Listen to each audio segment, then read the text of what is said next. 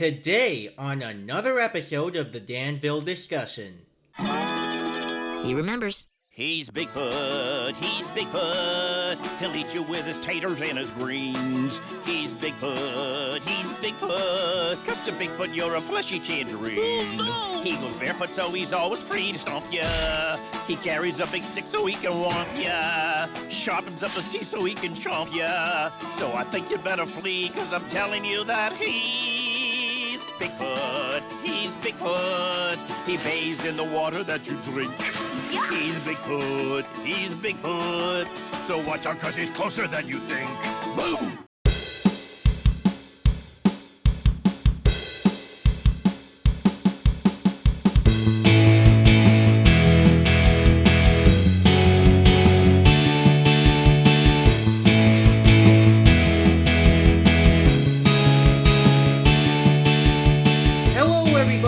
Welcome to the Danville Discussion, a podcast about all things related to Phineas and Ferb and beyond. My name is Caleb Dirksen, and some of you may know me from my YouTube channel of the same name, home of some web series related to animation such as Caleb Reviews.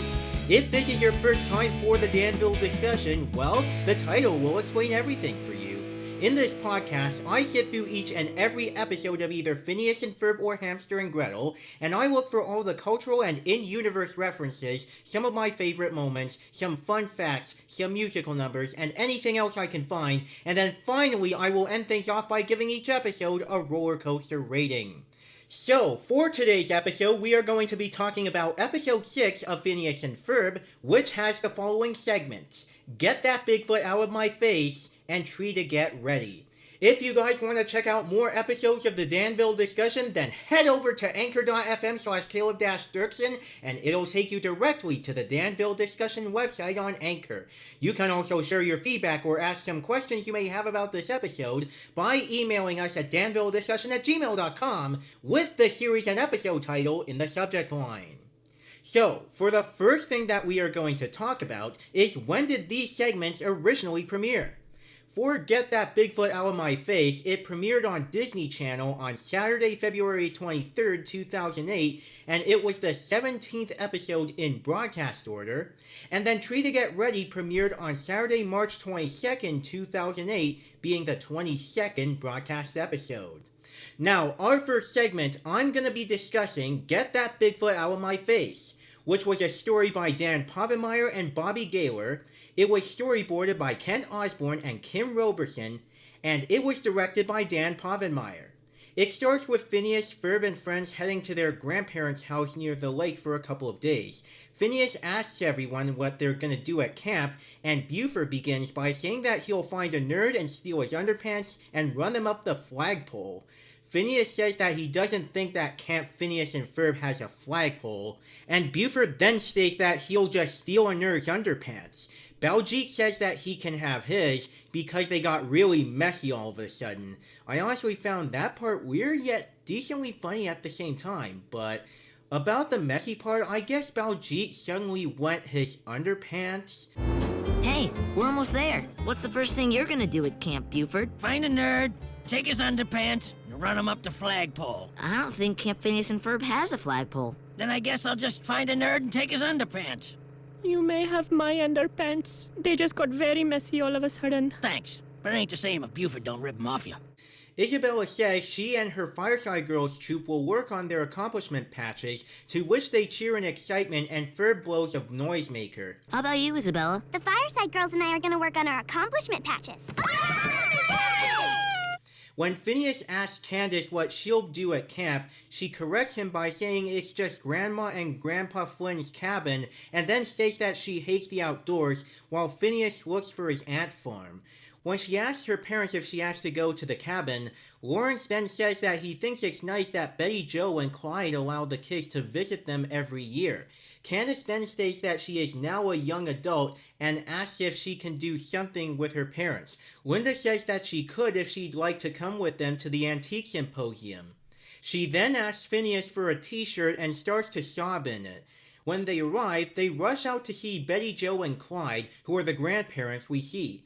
This brings up some fun facts about them. This is the first appearance of Betty Jo and Clyde Flynn. Clyde is voiced by Barry Bostwick, who was on the ABC sitcom Spin City, and Betty Jo is voiced by Caroline Rhea, the same person who also does Linda in this show, so she voices both the mother and her mother. Where are they? Look! Oh, here they come now. Hiya, Grandpa. Well, hello, Phineas. Also, when Grandpa Clyde does his glasses trick by raising them up and down, saying he needs to get his glasses fixed, I was able to find a cultural reference here. It's almost identical to a thing that one of the Pink Ladies did near the beginning of the movie Grease, which had John Travolta and the late Olivia Newton-John. Ferb's line in this episode is a response to Clyde when they're trying to high-five each other, and Clyde says that Ferb is still a man of few words. And Turbo Furbo. Put her there. Put her there. Put her there. Put her there. Put her there. Still a man of few words, I see. Well, actually, So, where's your sister? The kids get ready for vittles, which, according to Phineas, is Grandpa E's for food, and I kinda laughed at that. Plus, this is the second time the phrase vittles is mentioned after the Magnificent Few. All right, nature lovers. Time for vittles. Vittles is Grandpa E's for food. Hey, where's Perry? While all this happens, Perry escapes to his HQ through a tree slide and almost knocks over a vase when he exits, which is a pretty cool entrance, I should say. There's also another cultural reference at that moment where Perry saving the vase is similar to those moments in the Disney Channel sitcom The Sweet Life of Zack and Cody, when Mr. Mosby saves the vase in many episodes, even though he throws himself and Perry is laying down when the vase is in midair, but it says that in the final episode of the original Sweet Life series, not Sweet Life on Deck, the vase breaks. I don't know, it's been such a long time since I last watched The Sweet Life of Zack and Cody and The Sweet Life on Deck. I might go back to those when I get a chance. Also, Ashley Tisdale, who voices Candace Flynn, is a regular on Sweet Life as Maddie Fitzpatrick, and Caroline Rhea had 2 guest appearances as a German-accented rival hotel owner. So Major Monogram tells Perry that the tree slide hasn't been used in years since he was at the Academy. He tells Agent P that Doofenshmirtz is at his woodland retreat and needs to see what he's doing, and he hopes that Agent P will be careful while thinking of the Academy again. Every time Monogram mentioned the Academy, I couldn't stop laughing, and I felt his pain having to abandon the tree slide to go to the Academy as a kid. Sorry about that, Agent P. We haven't used that tree slide in years. Not since I was at the Academy.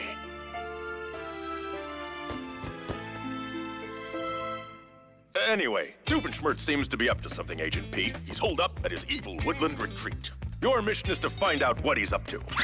Please, Agent P, be careful. The Academy. But I don't want to go to the Academy, Daddy. I'm not your father, and it's been decided. I love you, Daddy. Back at the lake house, everyone is enjoying themselves, except for Candace, who's trying to get a tan and is bothered by mosquitoes. Phineas gives her a Phineas Special, which is a glass of limeade, and Isabella tells him her scout troop has finished pitching the tents, and then Phineas signs the document for the troop for earning their tent pitching accomplishment patches. Clyde then sings a song about the legend of Bigfoot, which gets the kids excited. The Bigfoot song was also a pretty nice song for me personally. Candace feels annoyed by the song, asking herself why Grandpa acts his age. A squirrel comes up and says that Candace should act her age, but it turns out to be Betty Jo, who tells her a teenager can have all sorts of fun here, and says that they'll come up with something she'll enjoy. That squirrel gag was kind of funny.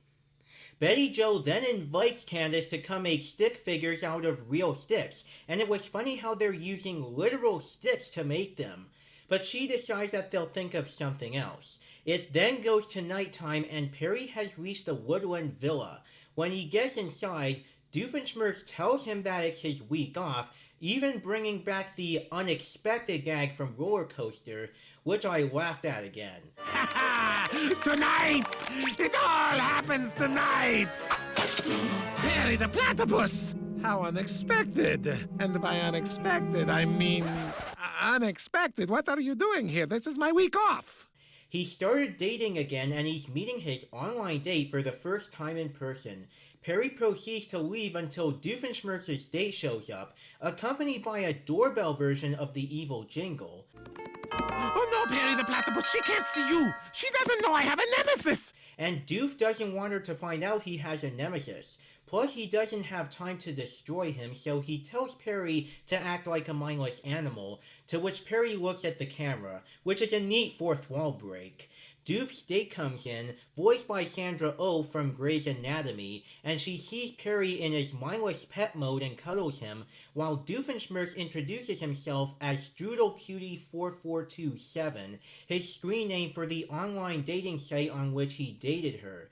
Back at camp, all the kids and Candace are sitting around the campfire, and Phineas writes on the paper for Isabella earning her marshmallow patch.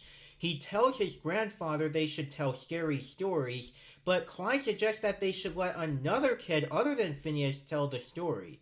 Candace isn't interested, and Baljeet tells a poor one about himself having to share a tent with Buford. So Phineas finally goes, telling everyone a story about Bigfoot. When everyone is excited to hear about Bigfoot, we constantly hear that suspense sting, and they brought back the squirrel gag when Betty Jo speaks, which was hilarious once again. Plus, front-facing Phineas, everybody! Take it away, Phineas! All right, Grandpa, I've got a good one. It's about Bigfoot. Bigfoot? Bigfoot? Bigfoot? Grandma. Sorry, dear. Back at the Woodland Suite, Dr. Doofenshmirtz tries to get his date to notice him, but she's more interested in cuddling with Perry than getting to know her date better. Annoyed, he steps outside for some air, and he spits out his cucumber water, because this episode reveals that Dr. Doofenshmirtz doesn't like cucumbers. He also wonders why he always gets the crazies, which was hilarious. Oh, I don't even like cucumbers! Why do I always get the crazies? At camp once again, Phineas has finished telling his story when shadows appear behind the campers, scaring them, and I chuckle when Baljeet said that he should have brought more underpants. What was that noise? I really should have packed more underpants. Then Doof overhears the screams and jumps onto the balcony rail, wondering why there are kids screaming because it's not his birthday, which was also funny. That sounded like screaming children, but it's not my birthday. Doof then falls off the balcony by accident at the moment. Phineas finally tells everyone that the shadows aren't Bigfoot creatures, and it's just Ferb operating dummy puppets in the tree. Isabella tells him Ferb is sitting near them, but they soon realize that it's an inflatable Ferb. When Phineas said that the deflating sounded like the real Ferb, I kinda thought it was a partial fart joke. I don't know. I'm normally not a fan of toilet humor in media since it is one of the lower forms of comedy, but this joke kinda worked a bit. The inflatable Ferb is a good visual gag too. There's no Bigfoot. It's just Ferb in the tree. Look, see? They're just dummies. Nice rope skills, my friend. Then, who was this? Ah, it's an inflatable Ferb. Sounds like Ferb, too. That was awesome! Doofenshmirtz then climbs back up the suite and his date overhears the noise. Mistaking him for Bigfoot, she knocks him back off the balcony, but she realizes her mistake shortly thereafter, recognizing this Bigfoot as Dr. Doof, aka StrudelCutie4427. Perry escapes back to camp by parachuting off the roof. Back at the campsite, Candace becomes angry and rants about being at camp until a real Bigfoot shows up and swallows her whole after thinking it's a fake made out of popsicle sticks and glitter, and the kids run off scared, except for the grandparents who were in on it the whole time. Candace steps out with her grandma and sees she's got an inflatable grandma as well, except that that's her grandma's identical twin Lorraine, who comes out once a year when these two need to prank someone. While they get the scared kids back together for hot chocolate, or hot cocoa, or however you may call it, Doofenshmirtz falls, stating that there were some dates worse than this one, and gets tangled up in the strings of the puppets, and mistakes them for Bigfoot and runs away screaming. Candace gloats to the kids on how she managed to scare them and tells them Bigfoot doesn't exist. She continues by saying it takes only a mature adult like herself to tell that there's no such thing as Bigfoot. But in the distance, she sees Dr. Doof in the shadows with the puppets dangling behind him and assumes Bigfoot is real. The kids don't see anything and resume drinking their hot cocoa, thinking she is crazy, and Phineas wonders why Perry is covered in lipstick. This whole ending part was hilarious. I sure got you guys. You should have seen your faces. Only unsophisticated, immature brains would believe in monsters. Yes, it takes a mature adult, such as myself, to know that there's no such thing as Bigfoot!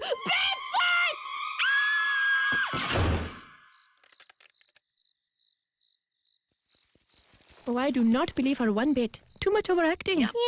I smell ham. Hey, Perry. Why y'all covered in lipstick?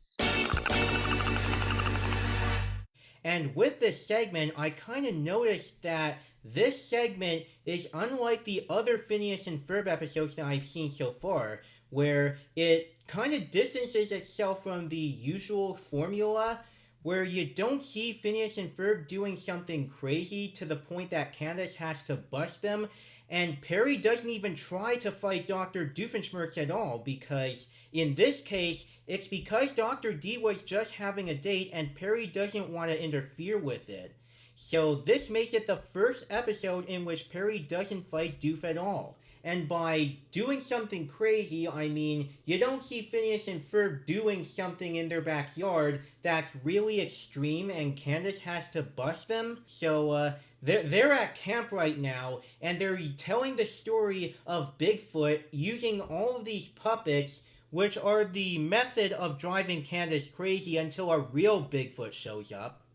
The last other cultural reference I discovered is that the episode title is similar to a line in Nacho Libre with Jack Black, in which Nacho or Ignacio says, "Get that corn out of my face." To analyze the rest of the other fun facts, this episode first aired on Disney Channel in Latin America on February 15th, 2008, over a week before it aired in the US. Plus, this segment is part of a story arc. This is the first episode to set off a story arc. In this case, the episode is followed chronologically by the Ballad of Badbeard, which we'll talk about later on. This episode was also adapted into a book called Off the Map, which is on Amazon if you want to look for it. Starting with this episode, there would be no more standalone premieres in broadcast order, since this episode would later be paired with Tree to Get Ready. The segment we'll get to after this, but standalone premieres did later return in Season 3 with Tour de Ferb. Speaking of the former, both of the segments from Episode 6 were voted number 4 by viewers for the top 10 episodes in the fan-picked Phineas and Ferb week that aired on Disney Channel during the week that the Across the Second Dimension movie premiered. And this is the third time in any order that the Flynn Fletcher house doesn't appear, following The Magnificent Few and Are You My Mummy, the third time in broadcast order that Dr. Doofenshmirtz recognizes Perry with How His Hat after It's About Time and I Scream You Scream, the first in production order before those two, and finally it's the first episode where Isabella appears in a major role without asking what you doin', since she only had one shot of dialogue in Like Candace action when talking on her cell phone as the director's agent. And now for the animation. This whole half hour had animation production services by Rough Draft Korea and Wang Film, and it looks mostly good in this one. I often talk about how the character movements and expressions are very nice, and it can get up to 24 frames per second of smooth animation, but I also like the use of shading and lighting, like when Baljeet tells his spooky story and he's using the flashlight under his head, and the CG backgrounds and car model on the exterior in the beginning do look okay. It is better than most of the CG in Roller Coaster for sure. The one minor nitpick I have is that Candace does have some thicker outlines when she's outside struggling to find a cell signal. I was able to notice some animation errors here that could have been fixed, yet were sometimes goofy, like how the amount of chairs in the car changes from 3 to 1 at the beginning, and when Candace is in the car that time, her belt is missing. Same thing when she's about to be quote-unquote eaten by Bigfoot. Plus, when the Fireside Girls are excited to get their accomplishment patches, Addison's shirt is showing sleeves when it's usually sleeveless, and Katie is not there. When they salute after pitching their tents, as well as during some scenes around the campfire, their sashes are over their right shoulder instead of their left. Maybe because they cut some costs by mirroring them, but yeah. When Doofenshmirtz goes outside to try the cucumber water, he puts the drink on the ledge, but it disappears when he climbs back up after falling down. During the campfire scenes, Clyde is usually sitting on the left with Betty Jo on the right, but when they're pretending to be scared, they swap places. And then when Candace tells everyone about the fake Bigfoot, Addison and Katie are gone once again. But for my final thoughts, this episode was really great, and because this is part of a story arc, I'm hoping to see how the story picks up in the Ballad of Badbeard, but that's gonna wait until I get to episode 13. Now our next segment, we're gonna move on to Tree to Get Ready. And Tree to Get Ready was a story by Swampy Marsh, Martin Olson, and Dan Povenmire. It was storyboarded by Michael Diedrich and Chong Lee, and directed by Dan Povenmire.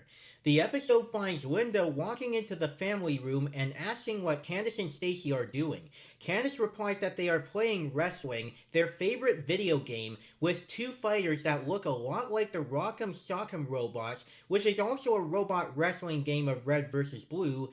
Candace and Stacy's character names are Candy Rocks and Stacialicious, respectively. Plus, Stacy says, "I want the whole thing," which is the same line that Bob Barker used in Happy Gilmore. Mom tells Candace that she's going out to run a few errands, from grocery store, florist, then car wash. Candace tells her mother that she's busy right now, trying to concentrate on her game. Linda tells her to call if there's any trouble, to which Candace replies, "With my brothers, you might as well call now." Phineas and Ferb are in the backyard working on their treehouse, having a conversation about an unnamed item making a sound.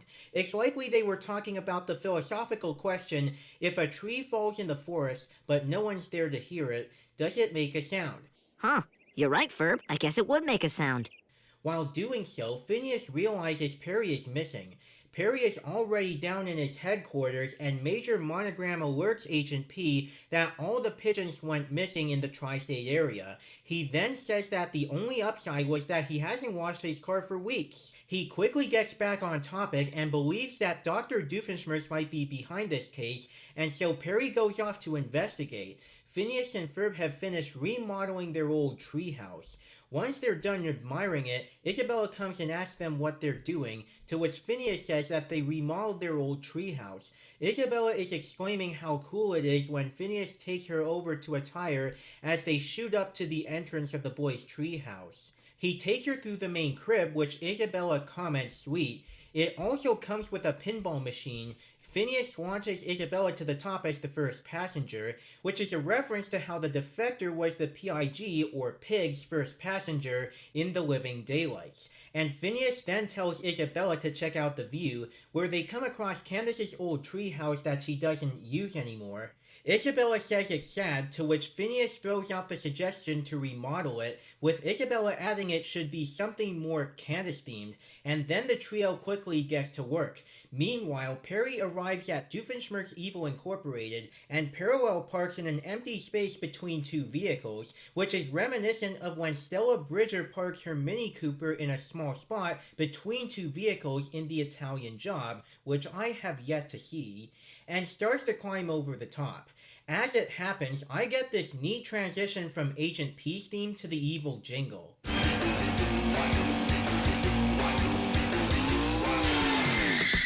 Doofenshmirtz Evil Incorporated! Once he enters the building, he sees Vanessa zapping some sort of array at a bunch of pigeons and snaps a picture. Dr. Doofenshmirtz walks up sipping coffee and says, "Pretty good, don't you think, Perry the Platypus?" When Perry runs off, Doof realizes he was talking to Perry, spits out his coffee, and commands the pigeons to stop him as he is heading for the clearly marked exit. The pigeons corner and trap him, accompanied by a variant of the Psycho theme.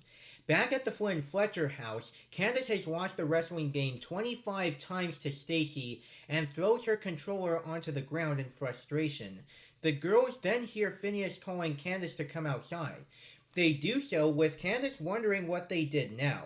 Phineas tells her to check out her old treehouse, which is now much bigger and better. Candace is still suspicious, but Stacy doesn't hesitate, taking Candace by the arm as they take a tire to the treehouse. They walk inside, and Candace is marveling about how much nicer her treehouse is with a jacuzzi, an entertainment center, and hundreds of bells and whistles, which is a wall of literal bells and whistles, but the phrase bells and whistles means additional attractive features or trimmings. So that was a great visual gag.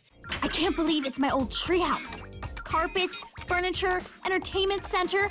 I mean, look at all the bells and whistles. While they keep walking, they get a buffet of soups, sandwiches, bagels, pizzas, and stews, and Candace thinks that her brothers might have been replaced by aliens, to which Stacy replies, "Yeah, now they're gonna fatten you up so they can eat ya." Maybe my brothers have been replaced by aliens. Yeah, now they're gonna fatten you up so they can eat ya. I found that joke kind of funny too, especially because I remember a similar plot point happening in the first Simpsons Treehouse of Horror, with Kang and Kodos' first appearances when the Simpson family gets abducted and invited for dinner by the aliens. Stop! Don't you see what's happening here? They're fattening us up so they can eat us. Oh, come on, Lisa. You don't believe me? Then just look at this book that I found. Look, he's right! Humans, you have stopped eating. Listen, you big, stupid space creature. Nobody eats the Simpsons. I beg your pardon. Don't play dumb with me. We found your book. You mean this? It's a harmless cookbook. It's just a little dusty.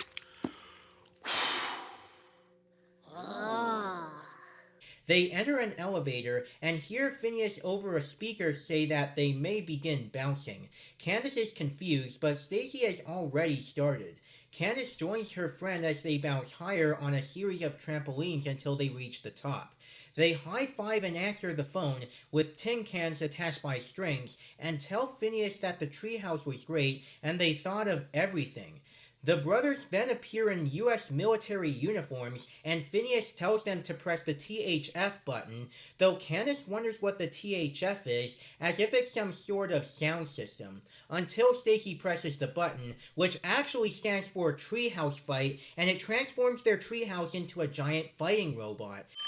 Hello? What do you think of your new treehouse? I love it! You thought of everything. It gets better. Try pressing the THF button. THF? What's that? Some sort of sound system? Phineas? What does THF stand for? Treehouse Fight! Oh, this is so rad! Oh, snap! When Candace thought that THF was a sound system, another cultural reference that came to me was THX. Now, if you don't know, THX originally started out as a motion picture sound system for movie theaters that was co-founded in 1983 by George Lucas of Lucasfilm with Tomlinson Holman, and named after Lucas's first film, which was called THX 1138. But the THX name is meant to stand for Tomlinson Holman's Experiment, hence that Tomlinson Holman is one of the co-founders. And the first film that used THX was 1983's Star Wars Return of the Jedi.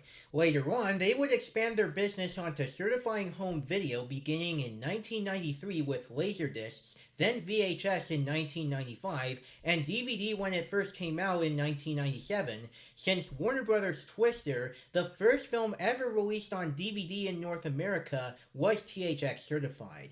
And then they began certifying consumer audio and audio-visual electronics and video games as well, and later got spun off into its own company from Lucasfilm in 2002. The logo, its sound mark The Deep Note, and the slogan The Audience is Listening are well known in the entertainment industry and in people's nostalgia, yet the Deep Note is rather infamous as it was known to frighten many younger viewers, mostly due to THX's presence on several Disney VHSs, Laserdiscs, and DVDs during the 90s to mid-2000s. And I remember THX a lot because I've had a good variety of old THX certified VHSs, DVDs, and Blu-rays, and would normally see the Broadway trailer with the blue rectangle, or the text trailers on early Pixar DVDs. By the way, Tex the Robot is the mascot of THX, who was ironically created by a former Pixar member by the surname of Lasseter.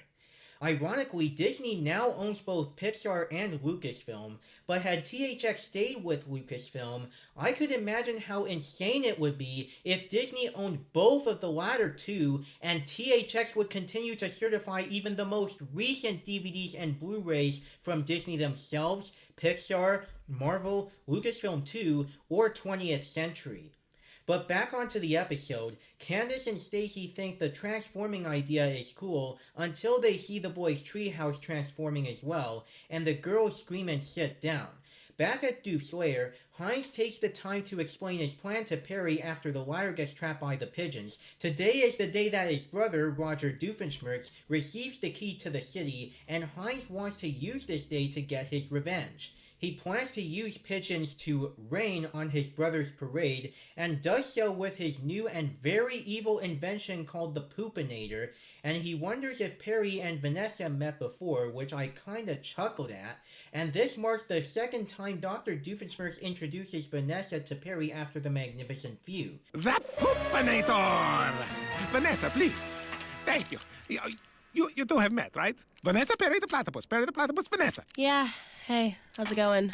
This is also the first appearance of Roger Doofenshmirtz, by the way, and he's voiced by John O'Hurley, who is a highly talented actor, and he was even the host of Family Feud from 2006 until he was succeeded by Steve Harvey in 2010.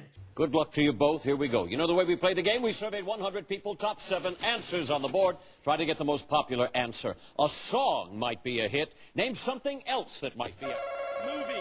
A movie. Adam says a movie. Number 1. Pass the play. Ladies and gentlemen, as the most handsome and charming man in all the tri-state area, I hereby promise to keep our city clean. But the Poopinator implants an image of the target into the brain of the pigeon, with the bird then pooping on its target. Dr. D then tries to demonstrate on a pigeon perched on his finger, but the Poopinator leaves the pigeon with no feathers instead, and Doof then replies, it works better from a distance. Observe! With this, I can implant the target image on their tiny little brains in a flash. It works better from a distance. Also, as Doof talks about how much he despises Roger, Vanessa says otherwise, and we have this really hilarious bit between them where Doof is okay with Vanessa's response, but he says he wasn't talking to her since her name is not Perry the Platypus, and Vanessa says she should have gone to summer school. Hands down my favorite moment from this segment. Anyway, today at Town Hall, they will award the key to the city to my goody two-shoes brother, Roger. Oh, how I loathe him. I like Uncle Roger. Thank you, Vanessa, but I don't believe I was talking to you. Is your name Perry the Platypus? No, I don't think so. I so should have gone to summer school. Dr. D then explains to Perry why Roger is at the top of a very long list of people he hates through a musical number he has called My Goody Two-Shoes Brother, which is Dr. Doofenshmirtz's first musical number, and I should say that this song is a very nice Broadway or vaudeville style show tune. I bear lots of animosity to bellhops. They never bring my luggage up on time. And taxi drivers really tax my patience. If they vanished, would it really be a crime? The cultural references include that this song sounds similar to You Won't Succeed on Broadway from Monty Python's Spamalot. Doof smashes the taxi driver cutout with a 2-ton weight, a reference to the running gag of dropping a 16-ton weight onto a character in lieu of a punchline in Monty Python's Flying Circus, and Vanessa's seated chorus line kickstep is incredibly similar to what was done by Dr. Scott in his wheelchair during the floor show in the Rocky Horror Picture Show, and I actually watched that movie recently on Disney Plus and really loved it. During the song, the cardboard cutout of a monk that Hines uses shows that its robe is left side button, which is one of the styles of the Vajrayana monks. On the other hand, the Chinese monks often wear a robe of right side buttoning. Plus, Doof states that his brother Roger is worse than Perry. When the treehouse fight begins, Isabella is seen walking around with a sign, in reference to boxing and MMA matches, where a woman walks around the arena with a sign showing the current round. Candace and Stacy then realize that the controls are just like the video game they played earlier that day, and that they could easily defeat Phineas and Ferb. Stacy exclaims for them to bring it on, and they do. It starts with them seemingly dancing, where both sides are telling each other to stop leading. They pass through a backyard and out into the streets, where Stacy commands Candace to give the boys the twister, a move that spins the opponent around and tosses them away. The boys realize they are about to crash. Ferb hits the crash button, which encases the brothers in a bunch of tires to protect them as they bounce around when they hit the ground, destroying a building in the process. Their treehouse stands, and Phineas and Ferb do an unseen costume change periodically, copying Groucho Marx from the battle scene of the Marx Brothers film Duck Soup. First, they change into pirates, where Phineas is a pirate captain and Ferb is a sailor, and they use a pump cannon to send hundreds of rubber balls at Candace and Stacy, leaving the girls at a loss of what to do, causing Candace to randomly pull a lever, which shoots a bunch of water balloons at the boys, who then appear in army camouflage uniforms, with Ferb being knocked away, while Phineas drops his binoculars and is still bombarded with balloons. The bombardment finally stops, and the boys' treehouse opens its mouth, releasing water with other things rushing out, which grosses the girls out. Then Phineas is dressed as a knight and exclaims, "Egad, man, it's an end run around the middle! Sound retreat!" With Ferb saluting and beginning to play the bagpipes, dressed in a traditional Scottish outfit, which is kind of a nice gag. Egad, man, it's an end run around the middle! Sound retreat! They run away, with Candace and Stacy following. Candace then gets a call on her cell phone from her mother saying that she is at the car wash and should be home soon. Candace is shocked until a can comes down from above and Phineas says that the last one home is a big old purple pickled egg, which is followed by Ferb in a chicken costume while making a perfect clucking sound. These costume gags in general are nice. Phineas and Ferb to Robo Girls. Last one home is a big old purple pickled egg. There's even a cameo of that merchant from The Magnificent Few on the sidewalk. Back at Doofenshmirtz Evil Incorporated, Dr. Doofenshmirtz spies on Roger becoming the new mayor, and the old mayor really reminds me of Mr. Monopoly, the mascot of the Monopoly board game, and Doof tells his daughter to fire the harpoon, which sends a line all across for the pigeons to walk on, as they start to do so. He then tells Perry that he is about to witness a truly petty act of vengeance, but notices that Perry is gone, which is also the first time that another person besides Phineas uses the "Where's Perry" running gag. Pay attention and learn something, Perry the Platypus. Wait, where's Perry the Platypus? He's escaping with the Poopinator! Perry escapes with the Poopinator and replaces the picture with one of Heinz instead, which in turn causes the pigeons to attack him. When this happens, Vanessa turns and opens the elevator, but does not save it for her father, leaving him to be trapped in another elevator with all the pigeons. I found it to be a funny defeat moment for Doof. The kids are still running, but trip over the harpoon line and tumble over each other all the way to the Flynn Fletcher backyard, where they stand like normal trees. Their tree houses now look normal, with a bridge connecting the two, and as the Fireside Girls are cheering, this is the first real speaking role of Addison Sweetwater, who is one of the Fireside Girls in Isabella's troupe. She's voiced by Madison Pettis, and here she says, "Way to go!" They fight over who got there first, even though it was a tie. Linda comes home and says that it seems as though they had fun, to which Phineas replies, "Well, Mom, you know what they say," but he gets cut off by the girls throwing a water balloon at him, which knocks him down, followed by Ferb finishing the sentence by saying, "Fun never falls too far from the treehouse," which I like as a good piece of motivation. But he too is also knocked down by a spare water balloon by the girls, and this caps off the episode. Looks like you're having fun. Well, Mom, you know what they say. Fun never falls too far from the treehouse. The last cultural reference is that the episode title is an allusion to 3 to get ready, which is part of a standard count to prepare for action, which is 1 for the money, 2 for the show, 3 to get ready, and 4 to go. And just like the last segment, this one was first shown on Disney Channel in Latin America on February 15th, 2008. There's also another continuity fun fact, in which the events of this episode were later mentioned by Isabella to Phineas in Summer Belongs to You. Though what's odd to me is that this episode contradicts how the backyard looks, where Phineas and Ferb's backyard only has 1 tree, but here there are 2, which are the ones with tree houses. Not only that, but the tree houses weren't seen before or since this episode. Now that I really think about it, it would have been nice to have 2 trees in the backyard throughout the show. And again, Rough Draft Korea and Wang Film were the outlets that provided the animation for these segments, and this segment looks good as well. Regarding the tree houses, both of them look very colorful and unique in terms of design, including the exteriors. For the brothers' tree house, it's cool that they have a tube bridge and a crib with a pinball machine and a lounge, and Candace's tree house has a nice castle design, plus a spa, a wall of bells and whistles, a buffet, and an elevator with a trampoline to go up. I especially like the fish for flags, the cans for phones, and the THF button to start a treehouse fight. I even noticed how the effects of the treehouse robots do feel anime-esque at times, especially when transforming, and I appreciate the dashing effects and water splashes as the ammunition is being launched.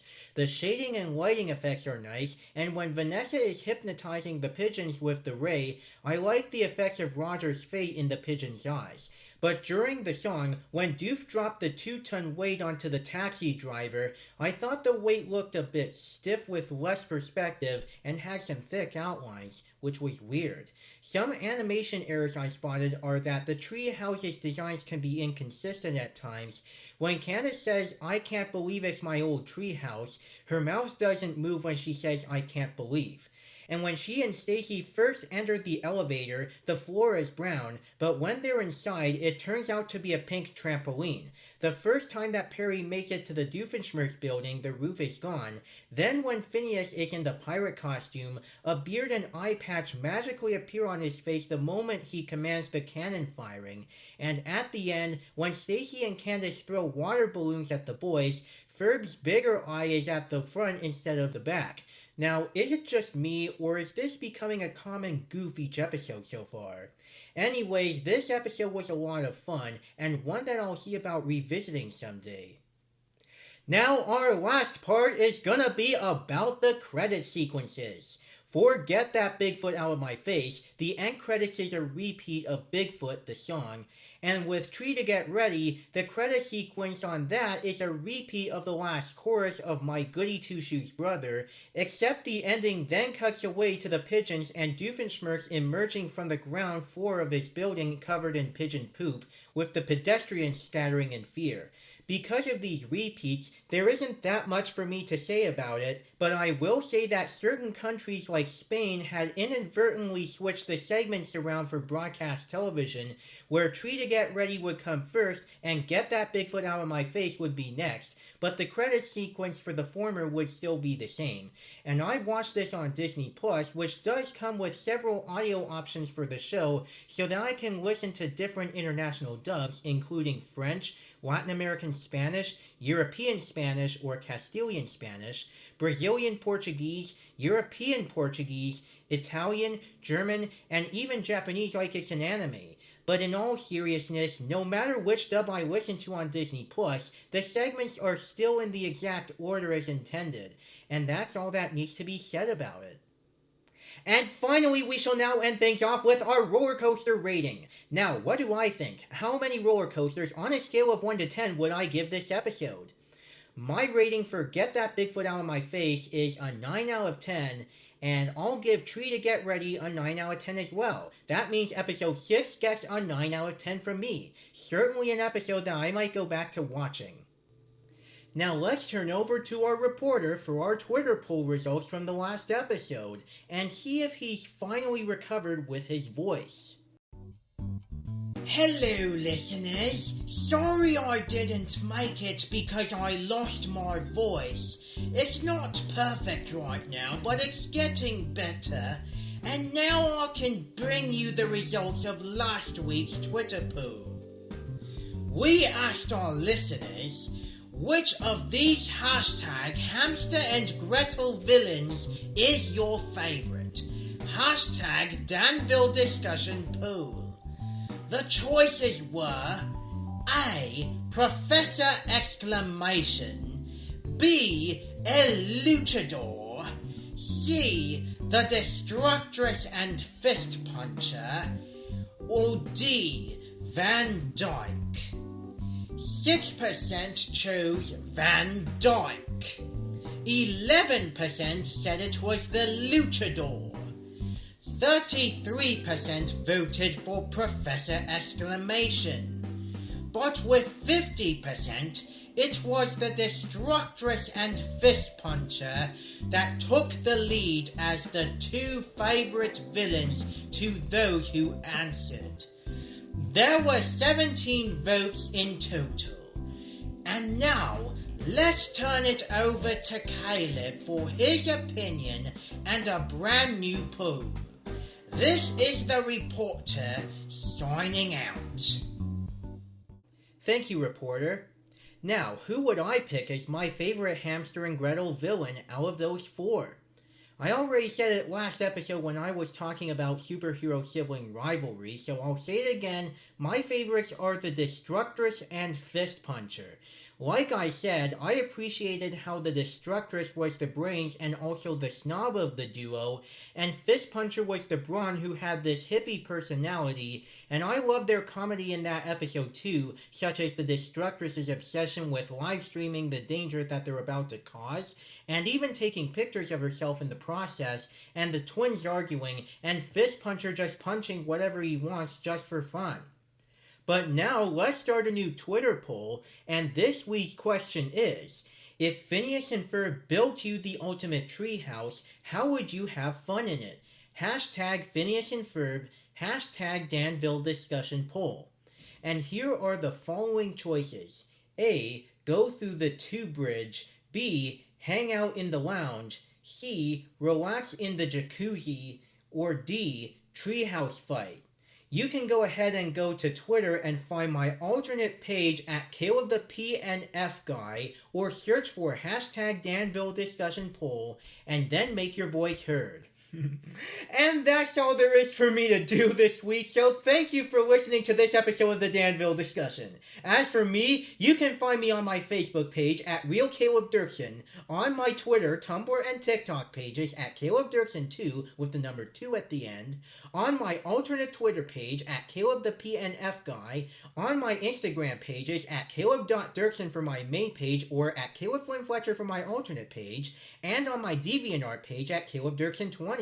I'm also available on Discord. Just type the username Caleb Dirksen in 2 words, and then type the code number 4600.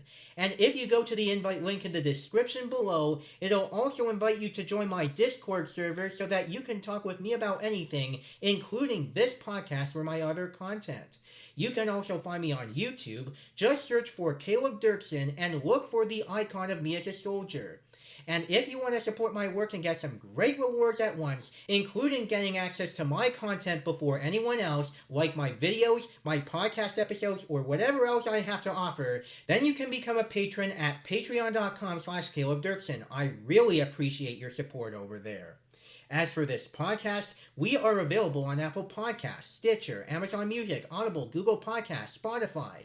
And you can also find us on Anchor by using your Apple or Android device or going on the web at anchor.fm/Caleb-Dirksen. It'll take you directly to the Danville Discussion page. And if you have listened to this podcast on Apple Podcasts or another podcast service, could you just go and rate and review this show? That would be so nice as long as it's respectful.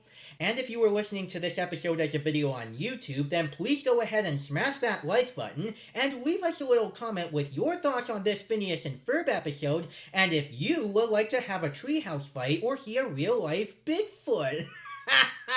Nah, I'm just kidding. That would be nearly impossible to do in real life.